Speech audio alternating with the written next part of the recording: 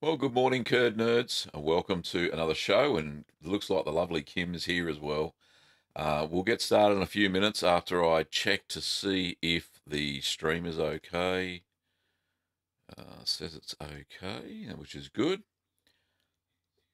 And I can hear my lovely wife in the background, so there's probably an echo now. And I'll just shut the door.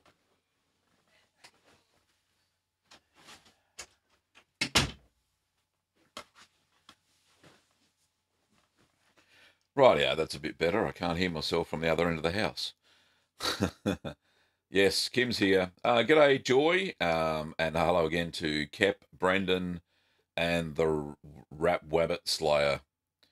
We'll just wait a little bit before we get going. I have a bit of a frog in my throat today, so just have to clear it now and again.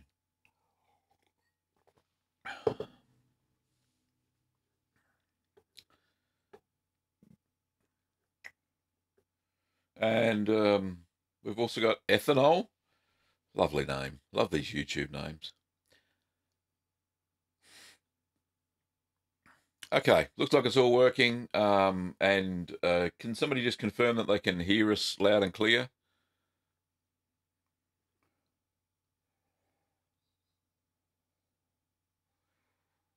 G'day to C Bob and Dustin.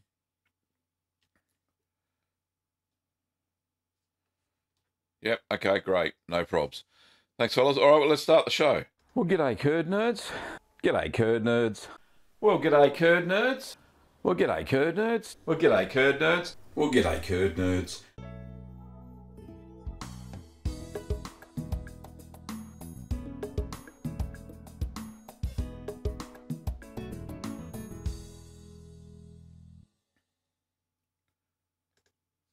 Well, welcome to another episode of Ask The Cheeseman Live. This is episode 41, so 41 weeks in a row, which is fantastic, bar one where I was sick, of course. And it's great to see some new faces in the chat as well. So we'll get the show underway. Before I start, though, thanks to two new patrons this week, Judith and James. Thank you for your kind monthly pledges there on Patreon, supporting the channel. Also, during the channel, if you want to support us financially, then you can do a super chat. It's a little dollar sign down there somewhere. There it is. And you can donate during the show, and the proceeds goes to us. Don't mind the doggies in the background there. She's just having a sleep. That's Holly. Okay, so let's get on with the question, shall we? What have we got so far? Let's have a look. Okay. Ray asks, what types of cheese can I make with mesophilic culture? Well, many. You're talking hundreds and hundreds of cheeses you can make with mesophilic culture, but it depends on the strain, and there's lots of strains of bacteria. I actually produced a video around starter cultures, just differentiating the different types between thermophilic, aromatic, and mesophilic. So go and check that out. Kim will pop a link in there somewhere too. But yeah, mainly your soft cheeses, your anything that has a temperature of, initial target temperature of below 30, around 38 Celsius, which I can't remember is in Fahrenheit. But yeah, so most cheeses, it's only your hard cheeses, your Swiss Alpine style cheeses, and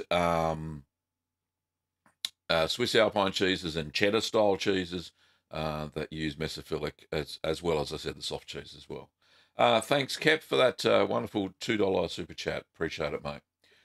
Okay, next question from Japan Girl. I have a question about goat's milk cheese. I made some recently and it turned out chalky and a little gamey. Anything that can be done to avoid that in the future? No. Goat's milk has that property. It has what's known as lipase in it, more than so than cow's milk, and you will find that you get excuse me, you'll find that is the flavour of goat's milk cheese. Totally different than what cow's milk is. So if you want to change the flavour, change the milk. Okay. What's the Mossy Mickey says, what's the best cheese for cheese on toast in my opinion? Well, the other day we had on toast Port Salut. So a red rind cheese was amazing. So you might have seen the Port Salut taste test that we did not so long ago. And that cheese just blew me away. Just absolutely amazing. Okay, thanks, John, for that the super chat there. Can you fresh dry mozzarella? I'm thinking of drying it for grating. Am I thinking correctly? Now, if you make it with quick mozzarella, John, then it's difficult for it to dry out because it kind of goes flat in the fridge. If you're using traditional mozzarella, yes, you can dry it out, but you're not going to get much flavour by grating it. What you can do, though, is if you want a grated mozzarella, then put it in the freezer and let it go solid, then grate it from there. That's probably the best way to do it. I got a question from Santiago, who is, I think he's in Abu Dhabi. He's on the way back to Spain to see his grandchildren. Left his 2 caves full of cheese, all backpacked, with the exception of Tome with blue contamination. We'll see when he gets back in November. Santiago works in Hong Kong, and he's travelling back to Spain. So hopefully the electricity stays on in Hong Kong for you, Santiago. Anoop has a question. Hi there. Do you know the mould on how to know the mould on cheese is good or bad? The cheese I made in my house has some grey-blue mould on it. Not sure if it's good or not. The thing with that, Anoop, is the nose usually knows. So if it's black mould, it's definitely bad. And try and get that off by wiping it with a brine and vinegar solution. So simple brine, 1 cup of boiled cooled water, 2 teaspoons of salt and a teaspoon of vinegar. And then just wipe that all over. You should be able to get any black mould or grey mould. Any moulds that you don't want on it, so try that. Okay, Kep says, Gavin, would like to keep some halloumi and brine. What percentage of brine would you use to keep it from going bad and not too much salt? I'd use a 10% solution, Kep. I think I just did a blog post not so long ago on littlegreencheese.com talking about the salt content. There's actually a table there to tell you how much salt to add to how many litres of water to get the different percentage of brine solution. So go and check that out. Simon says, having major issues with mould growth in your cheese fridge. Can't form a rind because it moulds so fast. Wiping with brine and vinegar. Can't keep it at bay. Humidity is at 90%. And temperature 12 degrees. Any ideas? Yeah, so Simon, what I did was in my cheese cave, I now use maturation boxes. I don't keep the humidity of the overall fridge up. I don't even worry about that at all. All I do is put it into maturation boxes, stops cross-contamination between different cheeses, so I can have bloomy whites in there and blue cheeses, and they don't cross-contaminate because they're in separate plastic boxes with mats on the bottom. So, yeah, adding moisture to your cheese fridge is going to grow all sorts of funky molds. So that's probably the best way to do it. And I've certainly found over the years, initially I tried to raise the humidity in the fridge itself, but it was a waste of time, especially with the wine fridge that I had, because it just sucks all the moisture out. That's what it's designed to do. Sofian, hello from Switzerland. G'day, how are you?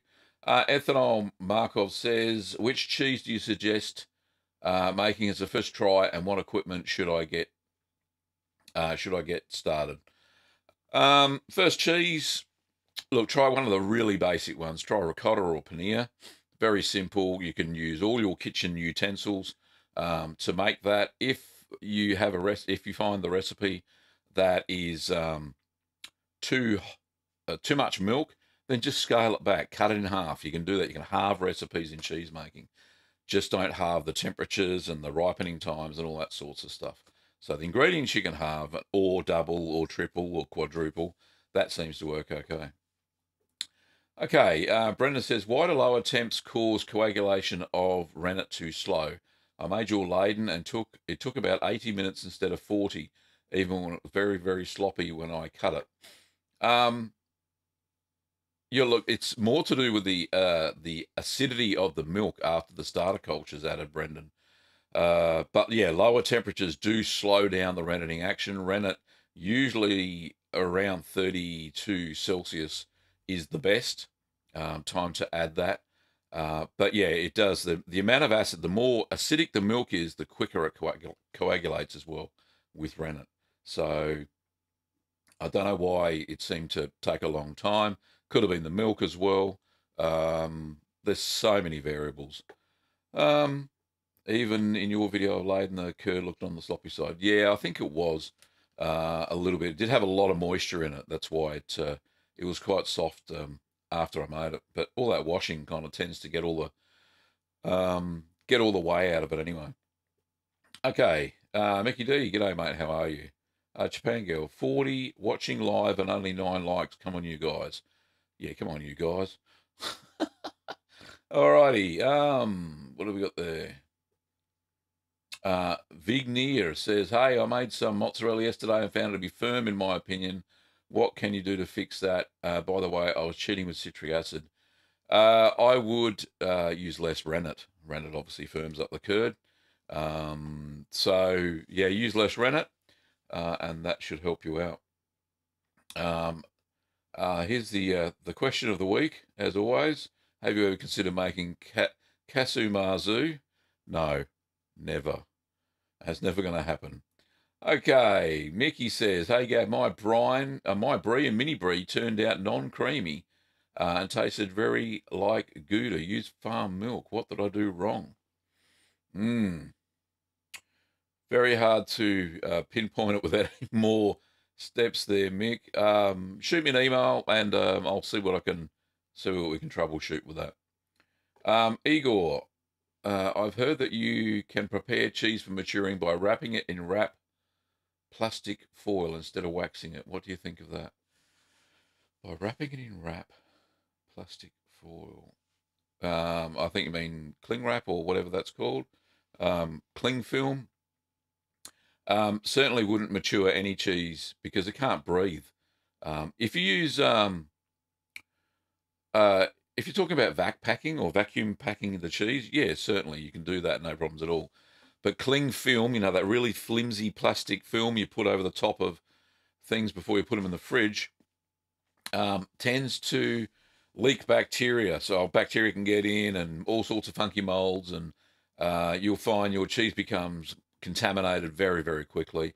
Backpacking, fine, no problems at all.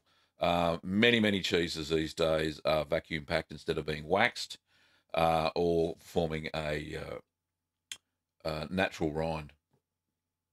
Okay, look at here. Graham says, hi, Gavin. I made Havarti from your recipe last night. When I added the hot water, the temperature got up to 44 briefly.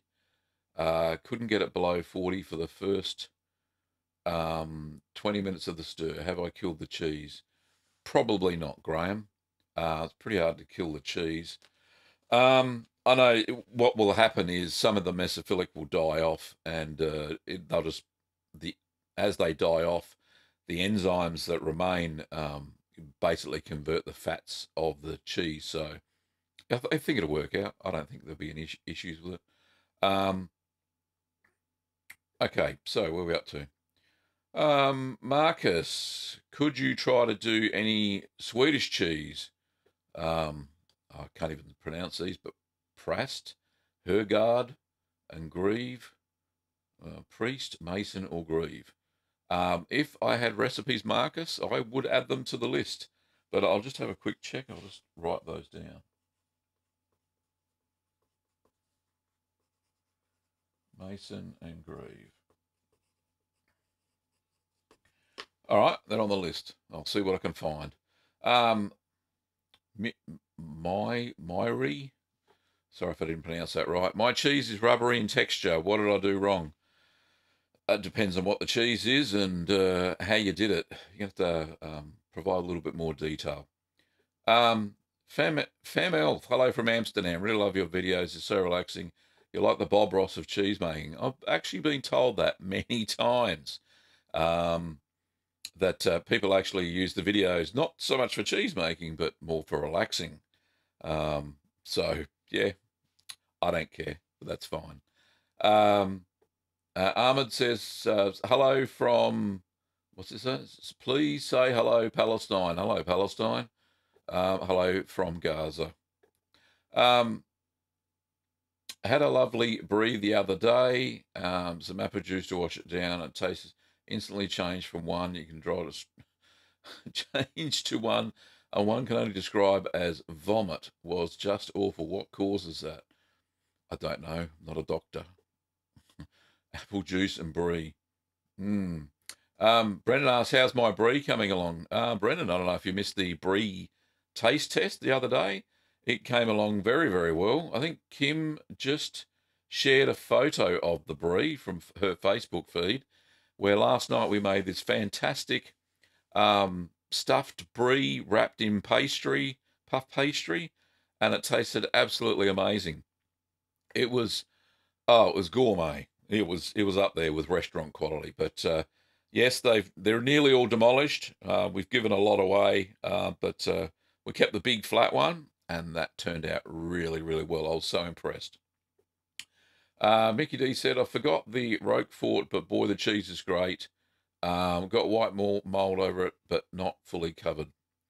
So yeah, Roquefort tends to not only get blue inside, but it also gets a little bit of white mold on the outside. Ethan says, what's my favourite cheese to make? My girlfriend and I love your channel. Keep it up. Thanks, Ethan.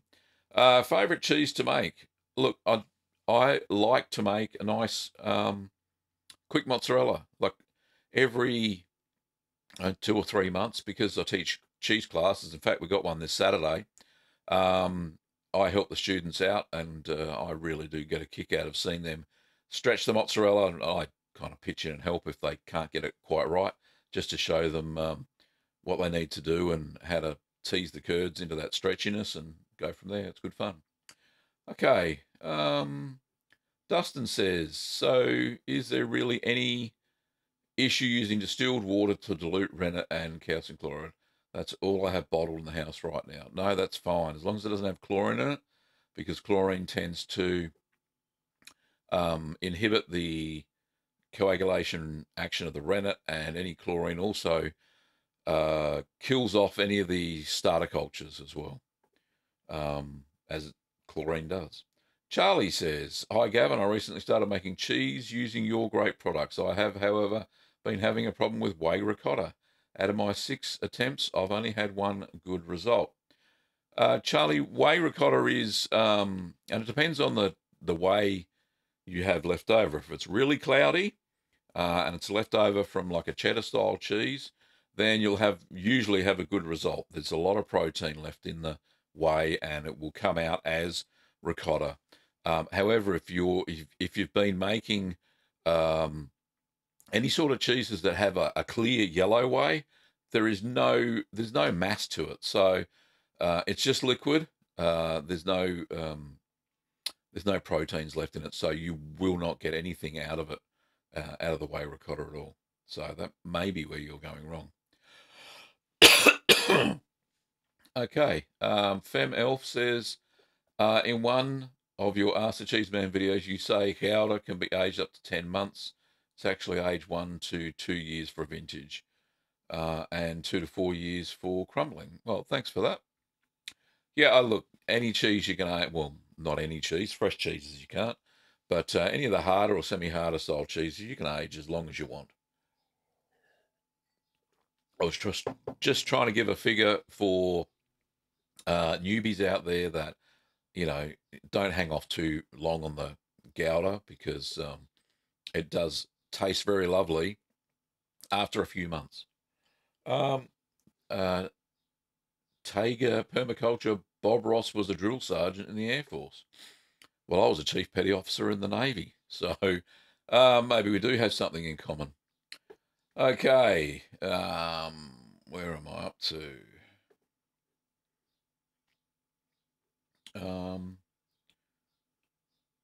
Would I ever consider making a Gouda for 2 to 3 years?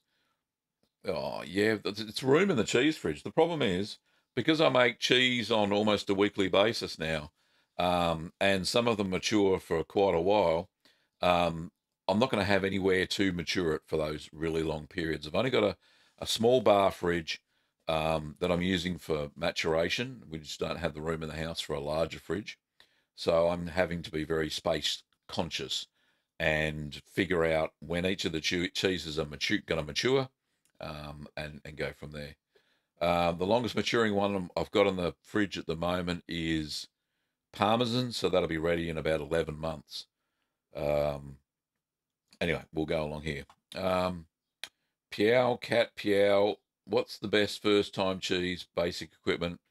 I've answered this one already, but yeah, try ricotta or paneer, and use any basic kitchen stuff. Just go and check those videos out.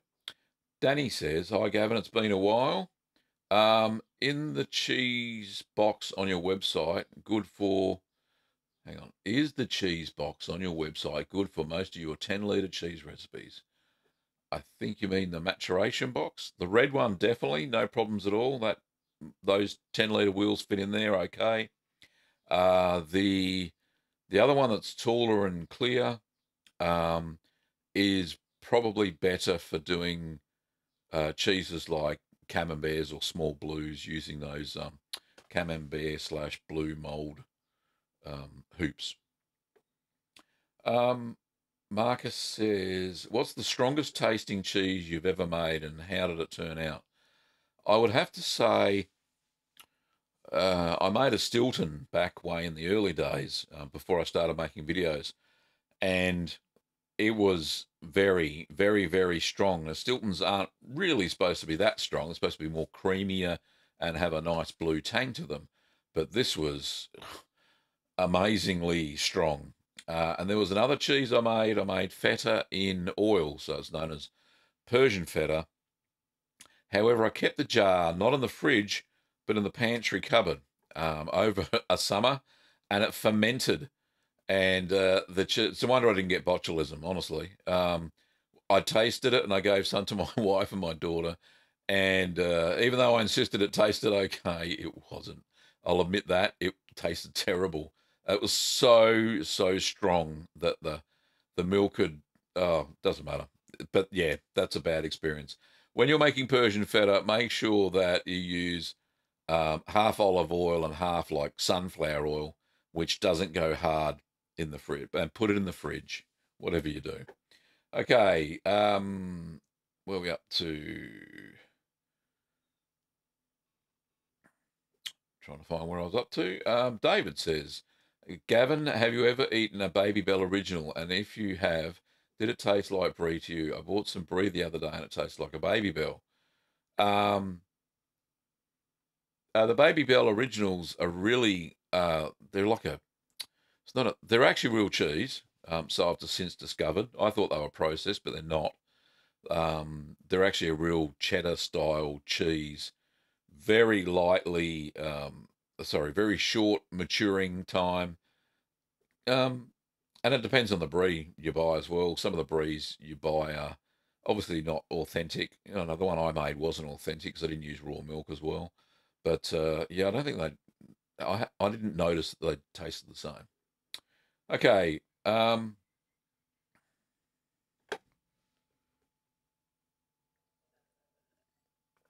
We got Mick. Sorry to hear, Mick, but that sounds like you're okay now, so that's good. Well done. Joao Paulo from Brazil, how are you? And Dave Smith says, "Have you ever made yarg?" Yarg is a Cornish cheese. I haven't yet. I've been trying to find a recipe for it, so that's definitely on my list. Chelelen, can't get that right, is from Venezuela. Hello, Venezuela. And Faria says, "Gavin, thank you for your channel. Any chance of making a recruit de drap cheese from Fonteta, Spain?" if I had a recipe, yes, I would make it. But it's very hard to find these obscure cheese making recipes. I'm going to do a lot of research on the internet and in many books that I've got, not that way, behind me, that way, over there, to try and dig out some of these recipes that people request. Um, Samantha, hello, and John says, "Evening, Gavin from upstate New York. Have you ever made cacciota? It's a fast maturing cheese that develops light pecorino flavors very quickly. Very easy, fast maturing cheese." Um, no, no, I haven't. I haven't made that cheese. Sounds like a stretched curd cheese, but I have seen the name. I'll just write it down. Cacciota. Okay. So we'll do some research on that later on. Danny boy, g'day. How are you? Love the pizza video. Yes, it was good fun, wasn't it? The kids, well, my kids, and their friends seemed to enjoy it. Really did have fun. Holly, stop it. Okay. Bob says, what sort of cheese takes herbs best, and which herbs work in cheese? I saw you made pepper cheese at least one time. Oh, look, it depends on your imagination. You can use any herbs in cheese. I've seen people recently use curry powder, which are spices, of course. Sage is a good one. Basil, probably not so much because it's got a lot stronger and it'll take over the flavour of the cheese. Thyme is good. I've seen thyme used in cheese, any of your woodland sort of herbs. But yeah, there's heaps that I've actually used. There's actually a blog post on littlegreencheese.com about herbs and spices in cheeses. So go and check that out. Go and check go to the search bar there and check that out. Okay, DIY Gardener, g'day, curd nerds. Yes, Captain Jack, do you or can you use cheese wax over even, or even should you? Do you or can you use cheese wax? Yes. Can you use it again and again? I think is what you're saying. Yes, you can. And simply when you pull it off the old cheese, just give it a wash under some hot soapy water. Oh, sorry, not hot. Sorry, warm soapy water so it doesn't all melt. Get all the cheesy bits off. Then put it back into your pot with the wax. And next time you go to melt it, go and melt it. Make sure that when you do melt your wax, get it up to at least 75 Celsius to kill off any of the bad bacteria that may be still lurking on any of the wax. If you find it starts to get a bit bitty, so grains or stuff on the bottom of the wax, then just strain it through a tea strainer next time you go to use it. Okay, Felipe said, I just tried making cheese for the first time and accidentally let my double boiler's temperature go 10 degrees above the temperature in one of your videos in Edam. Is that going to be an issue? You'll find you'll probably get a drier cheese. Felipe is probably all that happens. Maybe a little bit less starter culture development in the initial stages of the cheese, but persevere. Some of the disasters that I've had been quite serendipitous. You get an amazing cheese that you never expected. So don't despair if you've done a step wrong. Keep going through the process, unless of course the milk just doesn't coagulate, of course. And you'll find that you'll get some amazing cheeses. Okay. John says, on my list of do's and wants is Tome. It seems to be very interesting cheese with many cultures adding the flavour profile. Yeah, look, I think so. Tome is one of those, you can make it with either goat or sheep or even a combination of all three with cow's milk. Kim and I, when we went to the Mould Festival, I tasted Tome for the first time. And it was either they were not badly made or they just, the flavours were, to me, having eaten so many different types of cheeses now, the flavour was bland, I would say. It didn't float my boat, except one of the raw milk Tomes. And I think that's where those sorts of cheese styles really shine through, is when you can get raw milk to make those and age them for a long time. For what have we got here? David Rabbit Slayer. Oh, you changed your name. Thanks, Gavin, at the Baby Bell. Yep. Felipe says, have you ever made Brazilian cheeses? No, I haven't, unless you've got a website that I can translate to check them out. That would be good, Felipe. You can just send me an email. Go to the About tab on the channel, and you'll be able to send me an email there. Okay, Mickey says, my Gruyere takes a lot of work to keep the furry stuff and needs wiping every day, but it keeps coming back. It's blue and fuzzy, washed in salt vine. Any tips? Yeah, mine kind of did the same thing, Mick. If you got a vacuum packer, then just give it one final wash and backpack it, and then it'll stop doing it. It won't grow any molds anymore. But yeah, same thing with my Gruyere. It didn't matter how many times I wiped it, it started growing red mold, and once it set in, basically I had to cut that part of the rind off. So go there. Femel says, have you ever considered making a poire? No, I haven't.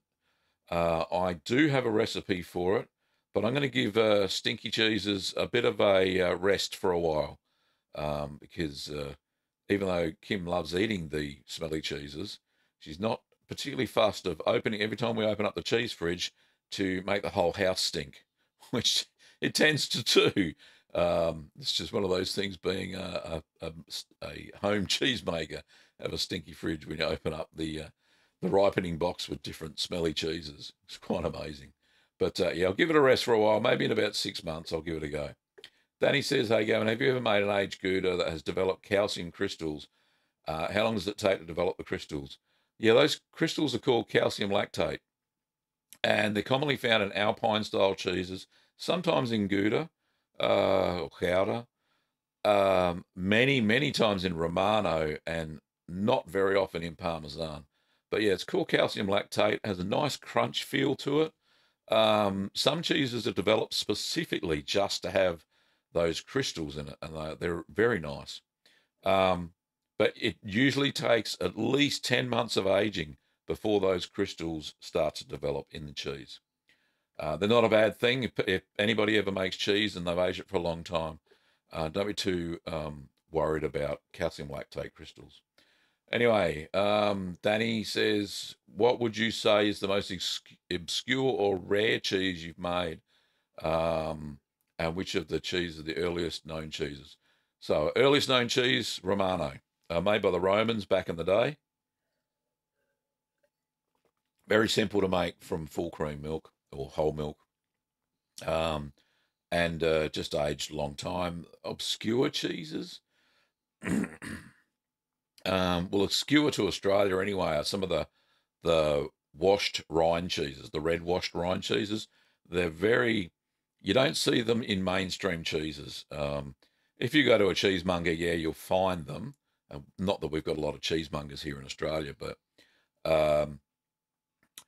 yeah, those sorts of cheeses aren't mainstream. You won't find them in supermarkets, that sort of stuff. So I do like to make those sorts. So I like Tilsit, not St. Marcelin, that's a wash, the other one. I'll start again. Tilsit, Munster, and Port Salut are probably the most obscure cheeses that I personally found that we can't get here in Australia. Danny just says, I'm a professional archaeologist and find ancient recipes really interesting. Yeah, I think that would be very good. Chantel asked, will you make a marble cheese? I'm curious about the process, and your videos are the best. Yeah, actually, in the next few months, I know Christmas is coming along and our shop gets really busy, but I'm still going to try and manage to pump out a few of cheese recipes, and not just tips and techniques. But one of those cheeses, along with a drunken cow, is going to be a marbled cheese. So I think it may be a combination of a Colby and maybe a Monterey Jack. I think it's called Colby Jack. Hey, good morning, Holly, behind there. So yeah, so Colby Jack, and we'll see what happens there. I think that'll be very nice. John says, on the herb cheese question, I recently made goat's top cheese, although with cow's milk. The 2 to 3 drops around at 24 hours was easy and great to eat. A touch of lipase gives some goaty quality. Yeah, so more like so kind of like a sherbet but cream cheese. But yeah, you can roll those in any sorts of herbs. I've even done it in rolled it in a little bit of smoky paprika.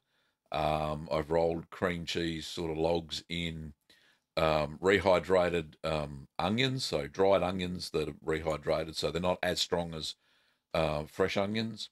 That's really nice. Any of those sort of herbs. Kep is having trouble keeping cheesecloth clean. Curd sticking to it. Any tips? Yes, indeed, I do. When you've got your cheesecloth lined your mould and then you pour your curds in, before you do that, give it a quick spritz with white vinegar. Oh, there you go. Somebody's already answered the question. David did. Thanks, David. Yeah, quick spritz of white vinegar. You'll find it doesn't stick to it anymore. It's just a pH imbalance when the curd hits the cheesecloth and it tends to stick to it. Okay, where we go? Michael says, because somebody said mini Baby Bell original, I did find out what the cultures are and in it and exactly what it is. I found the entire patent for it, and it lists the cultures precisely how it's made. Ooh, don't know if we'll be able to share that. We wouldn't be able to mark it as Baby Bell. Hey, Michael, if you can send me an email with the recipe, I'll see what I can do. Philip says, hello from Houston, Texas. He had trouble signing in earlier. That's okay, Philip. No problems at all. CC, would you be able to do a short video about what you can add to cheese?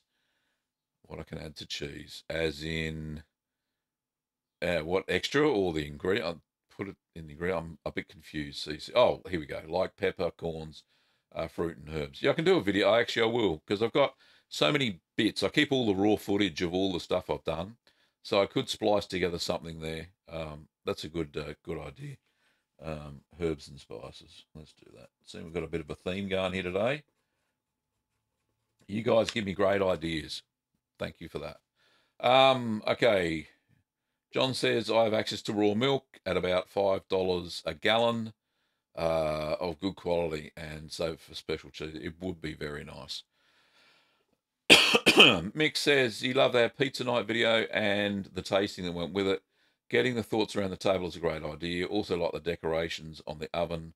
Kim, yes, Kim did do all those mosaics. Very cool. We really love our oven. It's going strong. I think it's six years old now and still going okay. No extra cracking. It's very stable and it's holding together well. It's made from clay from the backyard when I made the chook house. Dug it out of the ground even. Okay. Dustin, finally going to try to make some halloumi after the show here to celebrate my birthday with something new. Any quick advice? Make sure that when you put your halloumi slabs back into the hot whey, that you're not too rushed to get them out. Just make sure that when they float back up by themselves, they can float between anything between 15 minutes and 45 minutes, depending on the density of the cheese. It's a step you don't want to rush, because when you go to fry the cheese later on, if it hasn't floated up all by itself, you'll find that it'll melt in the pan instead of going brown and having that amazing flavour. Try a piece with watermelon. Watermelon is amazing with halloumi. They do that all the time for breakfast in Cyprus. So there's some hints about halloumi. Darren says, have you written a cheese book? Indeed I have, and Kim's put that link there. Thank you, Kim. Bab says, it's called Keep Calm and Make Cheese.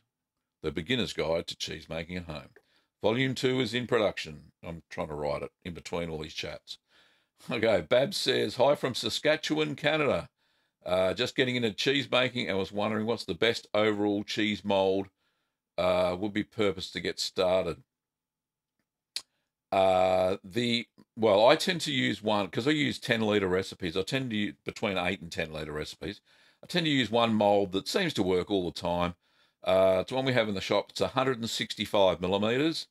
If Kim can just find the link for that. So it's 165 millimeter basket with a follower, and I find that does most 10-litre cheeses. There are some with those followers that are kind of like rounded, and the molds and gives a bit of a rounded flange around the cheese. But I'm not too fussed. The one that I use seems to work out. Never had any issues with it at all. And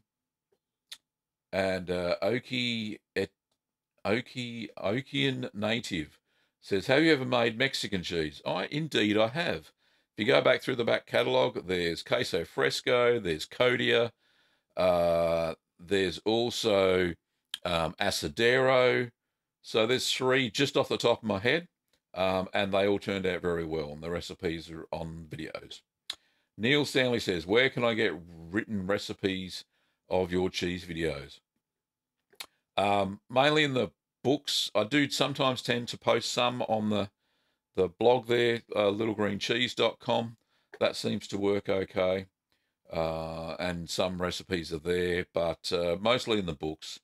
So we'll go from there. All right, I don't know how far behind am I here. Oh, yeah.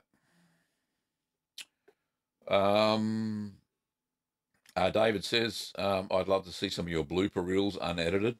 No, you wouldn't. They're terrible. They're just me standing in front of the camera being making a fool of myself. Art of baking. When did I start making cheese? Or what made you start? I started making cheese back in 2009. And I just wanted to know what was in my food. So that was kind of the reason. If you check out the book link Kim keeps throwing around, which is fantastic, there's actually a whole chapter on why I started making cheese. Roberto says, lovely job, Gavin. Congratulations. Thank you very much. And David says, wonderful book. Yes, it is. I personally, because I wrote it, I think it's a pretty good book. Dustin, thanks very much for that super chat, mate. Appreciate it. Big thumbs up. Cap on halloumi. He says, on halloumi, do you need to turn it in half or can it be left in 100 ml slab? What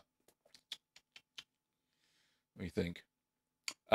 When you press it out, it's about that big, usually the slab.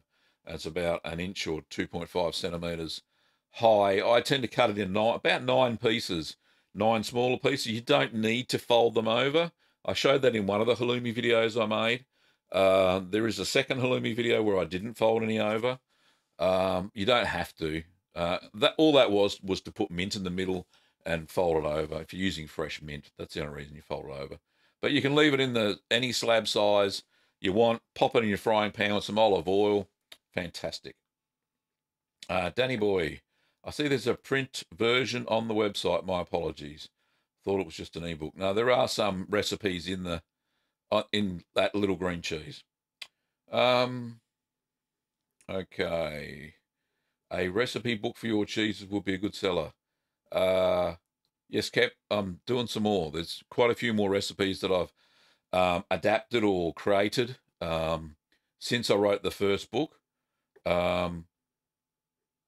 Gavin, yeah, so check that out. Gavin, Michael says, Gavin, your email is yes, it is. Yes, you can use that. Adam says, hello from Liverpool. What kind of melon is normally had with the halloumi? So watermelon, the pink one. And it seems to add a special flavour to the halloumi. So you just have a piece of watermelon, piece of halloumi, and pop it in. It's lovely. Really, really nice. Femelth, I had an idea for a tips video, how to properly clean before making cheese boards, the sink, the boards, the press, the molds and stuff. Yeah, because I don't actually show that. I actually did a sanitization video just on the pots and stuff. I think I mentioned how I did it, but I didn't actually show it. But I could do a nice sped up piece of footage with me cleaning the sink area and stuff, and just some tips. Really, I only use white vinegar. So I clean it first with hot soapy water, make sure it's all clean, and then sanitize with white vinegar to kill any molds off, so the area is nice and a really large area, not just the sink itself, but the draining board and all that area around it, just in case I drop a bit of cheese curds or something, which I tend to do, being a bit clumsy sometimes. But great idea.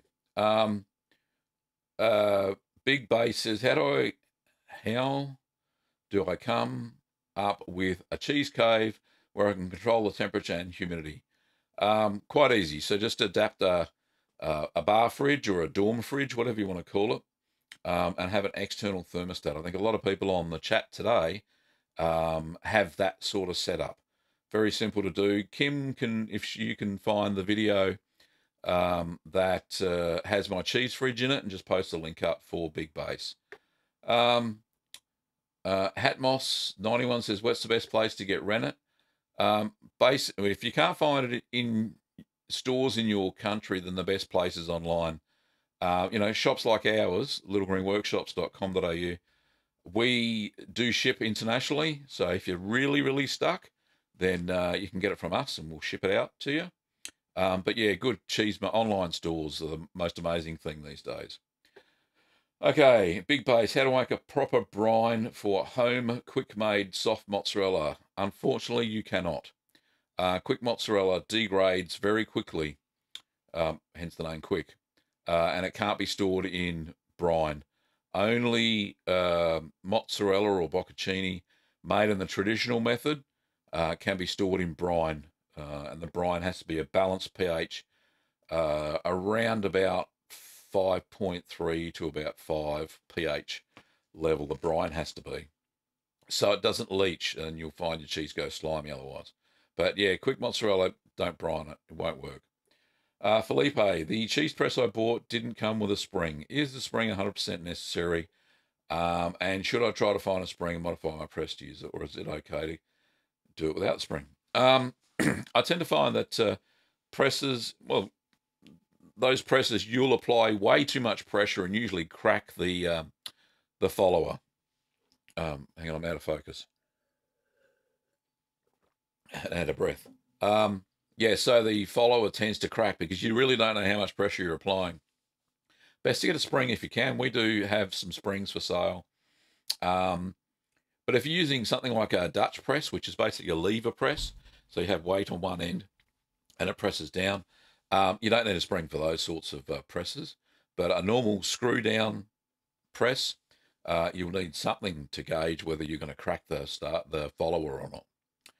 Okay, lactose-free milk. I don't think I've ever had that.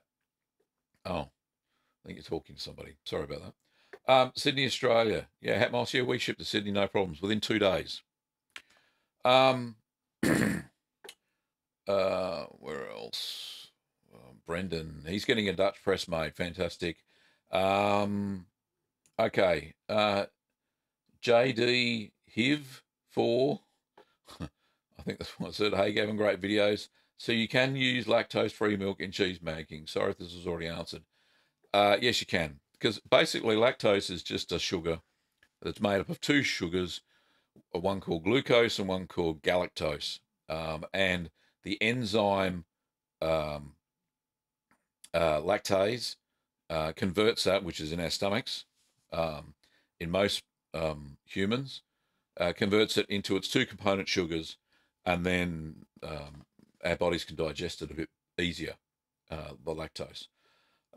So using lactose-free milk is not really lactose-free. It's actually just been split into its 2 component sugars, and it should be okay making cheese with it, which is another topic for another video that I've got to do, using lactose-free milk. Now, there's a hint to myself, free, just to prove it can be done for everybody. Okay, Big Base, you are my cheese godfather. That's okay, no probs. Manchego. For Manchego, what would you recommend for Manchego? I don't understand. I think you're talking to each other. Captain Jack. Gavin, I see a lot of people selling pH strips. Is this really necessary? I've never seen you use any. You never. Okay, yeah, I don't particularly. Some people, if they want consistency around their cheeses and they make the same cheese over and over and over again, they'll write down the pH at the different steps. And that's what people, they do tend to do that, is they've got a signature cheese as far as artisan cheesemakers. And in that case, yes, I would use a pH meter because I would then know exactly when to move on to the next step. However, because I make different cheeses all the time, and the recipes are fairly good that I use, and I can kind of tell when they're not okay. I can try and change them. But the only cheeses that I use pH strips, and I only use little paper strips, is when I'm making stretch curd cheeses like mozzarella, provolone, that sort of thing. Um, because I need to know when the pH gets down to 5.3 or below, so then the curds will stretch at the specific temperature. And as Brendan's just said in the chat there, yeah, with a pH meter, you need a buffer solution. You have to calibrate the pH meter all the time. So people get a bit peeved with that, and then don't use it at all. So yeah, I tend not to use one. Paper strips if I need to. Just make sure you take the stuff you're going to measure out of the pot. Don't measure it in the pot, because there are chemicals in the strips that you don't want to infect your cheese with. Okay, and Kim's just shared the link to the shop there. That's fantastic. Any other questions? Where are we? No, that's about it. We've run out of questions. If we don't have any more, we can call it a show. I'll just catch my breath a bit.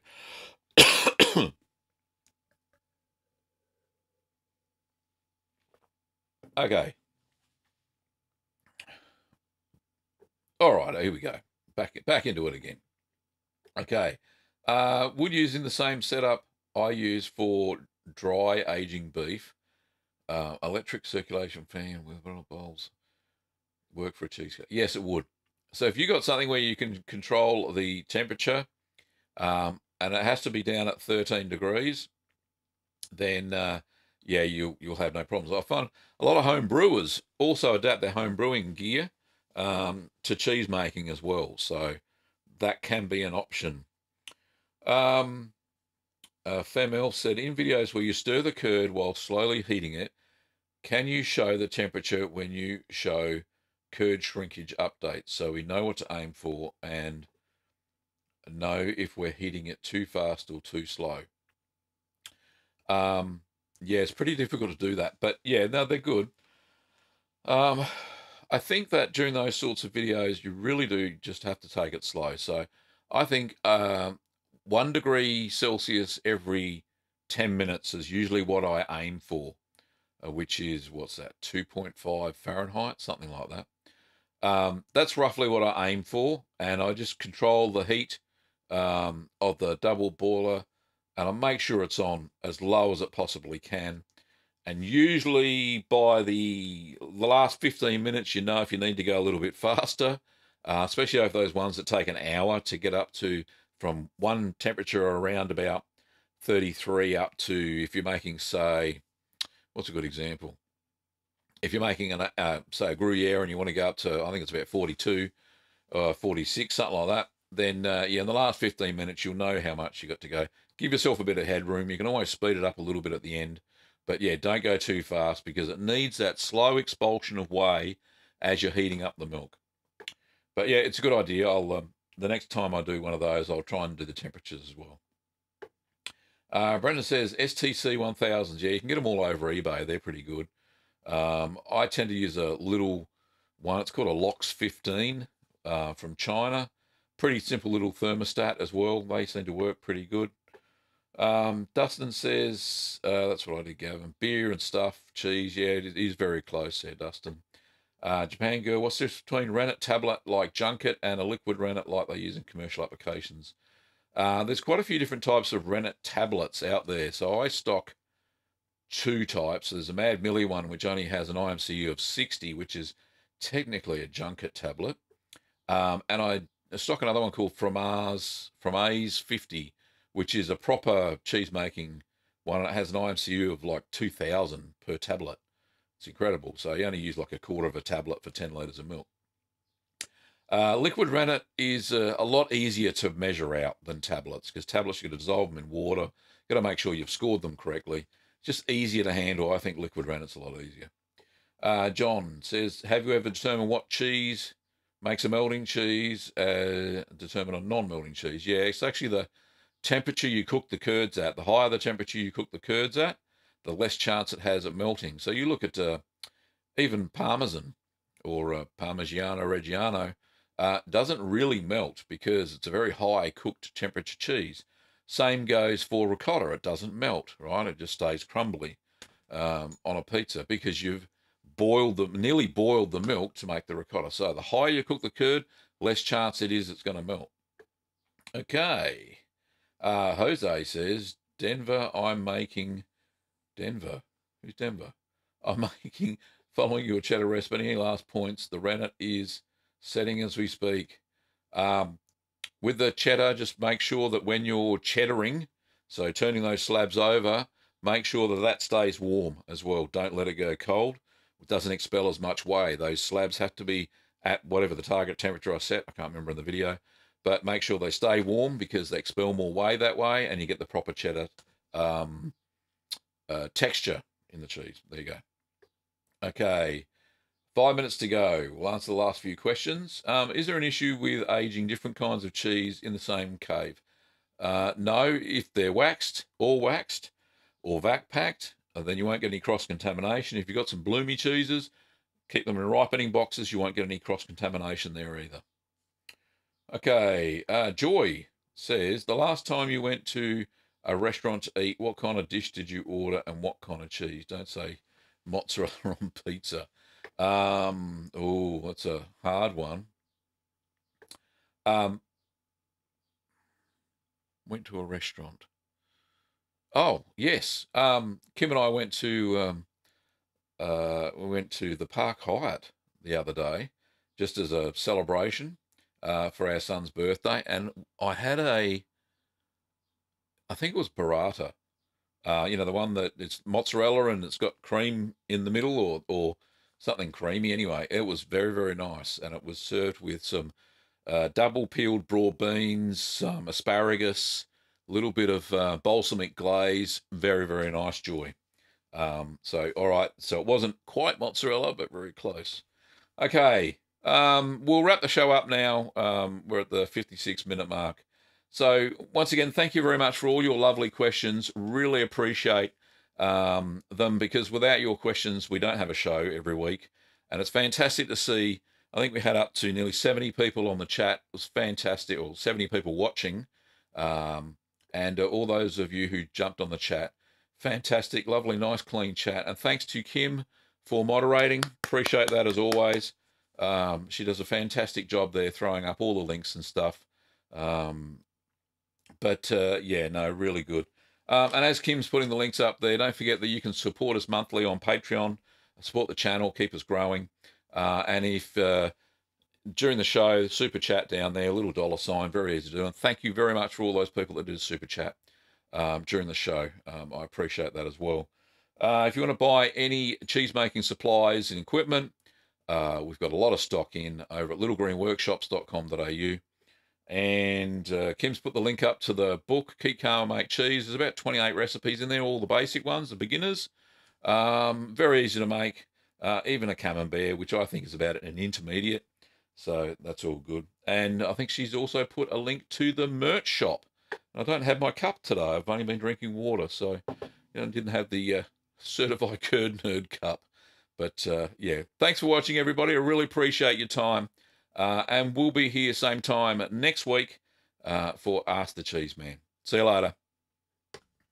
Well, g'day, curd nerds. G'day, curd nerds. Well, g'day, curd nerds. Well, g'day, curd nerds. Well, g'day, curd nerds. Well, g'day, curd nerds.